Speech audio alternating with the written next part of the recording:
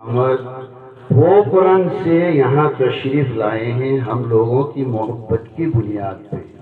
सेहत इजाज़त नहीं देती, लेकिन दिल ने ये बर्दाश्त नहीं किया कि जामिया दारुल सिंधी नगर का मकतब जो एक घर में चलता था, कई सालों तक घर में चला, उसके बाद हमारे यहाँ के पुराने साथियों ने फिक्र की, धीरे धीरे घर से जो है मस्जिद का वजूद हुआ, जिनमें बहुत से साथी तो हमारे दरमियान से चले गए और उन सब के लिए जरिया बने बड़े उनकी फिक्रों का और यहाँ के साथियों की फिक्रों का आज नतीजा है कि पहले मकतब यहाँ पर जो चलता था असर मगरिब के दरमियान में चलता था, लेकिन यहाँ के साथियों ने फिक्र की कि अब हम 24 घंटे पढ़ाने वाले उस्ताद को रखेंगे और हम उनकी जिम्मेदारी को भी पूरा करेंगे। अल्हम्दुलिल्लाह आज हम जितना भी अल्लाह का शुक्र अदा करें कम है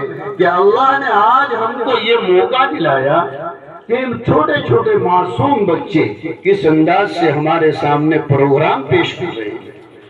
मेरे ईमानी भाइयों और बुजुर्गों, ये प्रोग्राम ऐसे ही पेश नहीं किए जाते, इनके पीछे उस्ताद की मेहनत होती है और उस्ताद के पीछे मकामी साथी जो फिक्र लेके चल रहे हैं उनकी मेहनत होती है।